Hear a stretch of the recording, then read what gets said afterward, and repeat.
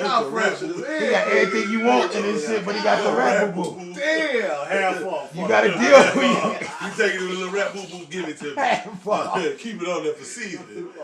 Half off. That's funny as hell. So yo, today on Dreamrich TV, like I said, it's an honor to always sit down with these guys. I'm sitting down with Same Hustle New Money. Everybody shake the cobwebs off, man. So first off, I'm gonna say, first off, introduce yourself. Who are you, left to right, right to left, however you want to do it.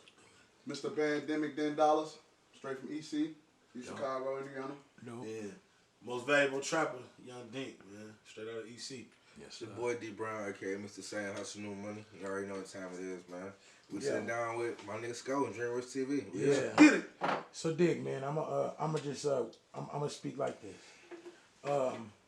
I've been a fan of D Brown and Young Dink for a couple years now, and I went from a fan to a friend. You know what I mean? Of both of you guys. And then in the last year or so, I've been seeing these videos from this light-skinned nigga who got bars, right? And he keep coming, and then I'm going to clubs and I'm getting these flyers on my windows and shit from this light-skinned nigga who kicking these bars, right? Man. So, Mr. $10, man, so welcome to the, I don't even know how long you've been with the team, but how long you known these guys? I knew him since, matter of fact, it's a funny story. I knew him since I was like 11. He was rapping them. You know, he's a couple years older than me. He was rapping my uncle studio. You know what I'm saying? So we from the same city, so we know each other then.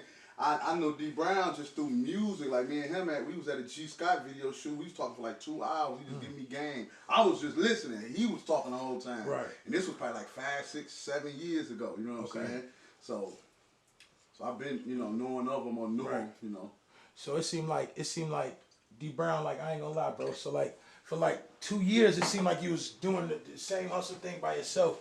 I didn't see you promoting any other artists but you. And then like the last 2 years, it's like you came out with, it's like Dink was already migrating, doing what he was doing. And obviously Den was doing the same thing as well, you know what I mean? But it's like, where did it start? Because I seen a Young Dink album, and then I seen Same Hustle New Money behind it. Then I started seeing these $10 projects, and I'm seeing Same Hustle New Money behind it. What year did this start? When did it start? Really, it was never really like a thing where I like really promoted like other artists, because shit really was just me. A couple of my guys, they fuck with the music on and off, you know what I'm saying? We liked them, we sang some money forever, you know what I'm saying, outside of the music. But artist wise, I had linked with my homeboy 30 Boy Will, shout out 30 Boy Will. Oh yeah. Y'all dropped the project together Boy, as well. Really, like 30 Boy, you know what I'm saying, he sent me a record for a feature, and it was hard, I liked it, you know what I'm saying?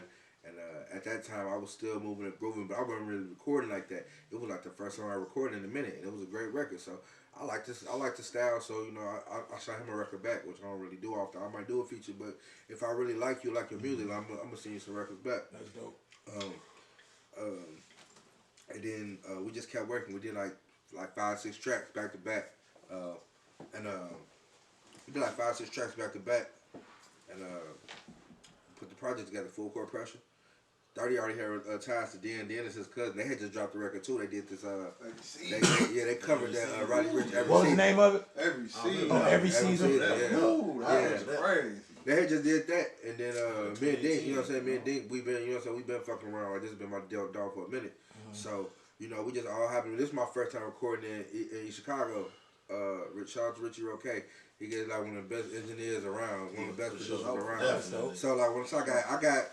Not only was I fuck with a new sound, I fuck with 30 Boy. He kind of pulled me into a new sound. I still did my thing, but I liked it the way our shit just mixed. You know what I'm saying? But Richie Roque, bro, my nigga Roque, he a fool on the mixing, bro. It was the best sound shit I ever had in my life. I done been in them $1 million studios, and you know what I'm saying? And that shit don't sound like his shit. We record this shit. That's dope. It's some unorthodox shit. This ain't no rich nigga studio. It's just the vibe, and he know his shit. You know what I'm saying? So we recorded that. These guys was around in the mix.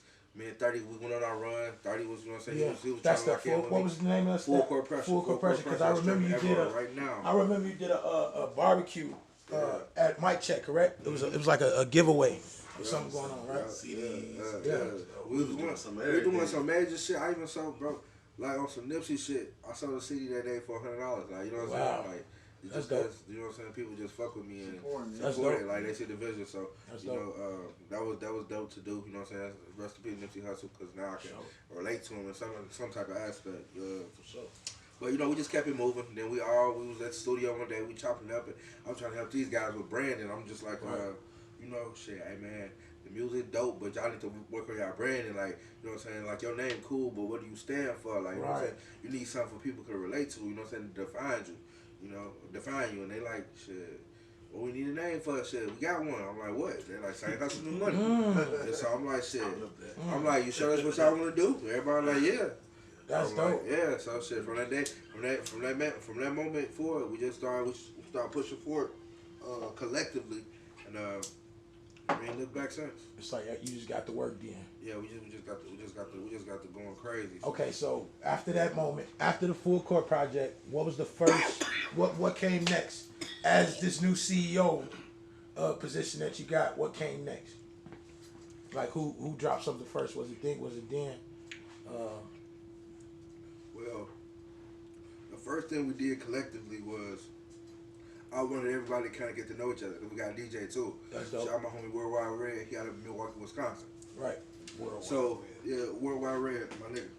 So I just want everybody to meet and, you know what I'm saying, catch a vibe for everybody. So I have booked a little trip for the show in Denver. We went to Denver to perform. Dope. But, you know, so we filmed a vlog. It's on YouTube. Same Hustle Money Takes Over Denver is the name of it on YouTube. Look that shit up, yeah. yeah. Look it up. Check it out. And then, you know, the chemistry was dope. We had a great trip, man. We filmed it. You know, everybody got to know everybody or whatever. But right after we dropped Full Court Pressure, then Dollars was dropping in the Rio. His last album that he dropped. Crazy album. Yeah. So it was right on time because I got to be able to get in the mix as like a CEO to kind of help push his project and, you know what I'm saying, the whole rollout, everything. What was it called? The Rio. You know what's crazy about that? Go ahead, because I was just gonna come over there. Before we even said this, I had him on the album. 30 before when 30 was with us, I had him on the album, and then I had him on the album just before we even Before it was even that. Before it was even that. That's I just dope. reached out to him because I like, dope. you know what I'm saying? Yeah. These all the people I want to fuck with. So Dan, let me ask you a question. I seen a video maybe like a year ago. I think he was in like a hotel room or something like that. Trap Talk? Probably Trap. That's exactly what it was. It was Trap Talk. Yeah. Dan, you sound different than most of the people around you. Yeah. But I feel like East Chicago got this like. I feel like East Chicago niggas like I gotta rap. It's like a certain sound that I be hearing coming from over there, right? So what is that? How long you been rapping? Who is you, Dan? Tell me about it, dog. Cause you cold blooded with what you do. I'm just keeping it a big no in between. For real. Shit. That was always like for me. You know, like I've been rapping, but like in high school and shit, it was a couple people that was rapping. That was, you know what I'm saying, rapping like I was rapping on the low. You know what I'm saying? There's a couple people that been rapping, you know, I ain't gotta go through the names, but there's a couple people rapping and they used to battle in the school, shit like that. And growing in school, my favorite artist, even though I don't sound nothing like him, was Wayne. You know what I'm saying? But at his prime though. You know what I'm saying? Like Carter you talking about No Ceilings, all that shit, right? Dedication to that type of shit. You know what I'm saying? Where niggas just gonna bar you to death. So that really was my whole thing, and the way I carried myself and the way I was moving around, it was kind of like more of a Jeezy, you know what I'm saying? Like I was moving like Jeezy, so I always say like a Rick Ross, like them. That type of lifestyle. That type of lifestyle. You know what I'm saying? So that's what it was really.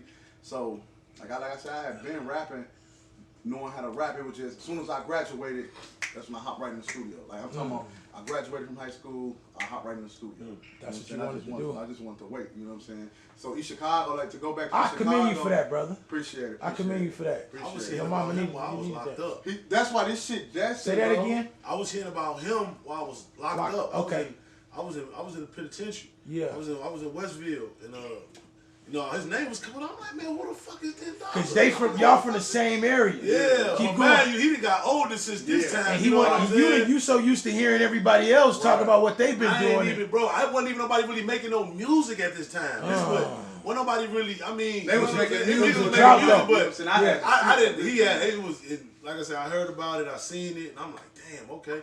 You know what I mean? Yeah. And he had reached out on the halfway house. Yeah. When I went to work on my wall. You know what I'm saying? Yeah. Out here, you were going crazy. Yeah, for real. Think you always been that type of guy, dog. Like I remember when we first met. I want to say almost damn near 7, 8, 10 years ago almost. Yeah, that's when I first got home. It was like the FOE movement and all of that when I was hearing you at the beginning. Yeah. But then, dude, you just like at the beginning, bro. I'm gonna just tell you, bro. Everybody don't keep going. You know, people get into these crews and then things happen and all that other shit, and everybody else just seem to fade away. And some people keep going and some don't. Right. Dink, you keep fucking going, bro. And it's like, bro, like I'm telling you the truth, bro. You inspired me as an artist as well, you know. So, what was that? So all of this didn't happen since you've been in Westville. Yeah. Talk to me about it. Yeah, basically, man, I get home, I get out, you know what I mean? My first day out, I'm right in the studio. Okay. I'm right in the studio, you know, because we started FOE while I was locked up. So like I get home, I'm down to business. Yeah. You know what I mean? I start handling business my first day out.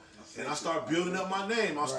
We drop a project. I'm selling CDs. I'm out everywhere. You know what I'm saying? People starting to know me. You know what I'm saying? So that's what pretty much happened. You know what I mean? That's what you get now though. That FOE polished me and made me who I am today. Hell yeah. You know what I'm saying? So that first, I'm sorry to cut you off. Go ahead. You got something else to say?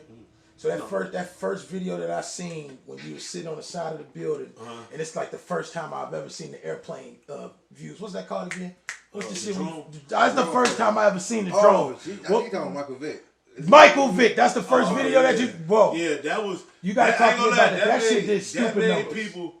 That made people like start believing, really believing after that drop. You know what I'm saying? Yeah. Like a lot of people, people was fucking with me, but when that dropped, it just like it gave the city something to really cling on to. Because at that time we had niggas was doing, but niggas didn't have them records. Well, they had that record. Niggas couldn't. You feel me? That was that record. You know what I mean? You know it's crazy. Fun fact, I was in that video. And yeah, he was in the video. Wow. Yes, we weren't even loud. We was cool, but we didn't know how we in now. Yeah, he was in the kitchen. He was in the kitchen. He was in the kitchen. I remember that. Hey, bro, this shit was destined to be. And that's the And truth. tell him my conversation when you had got out at my sister's crib. Oh yeah, but we was talking about the shit that we doing now. The shit that we doing now, 8 years ago. moving around and all that. We talked about this 8 years ago at his sister's crib.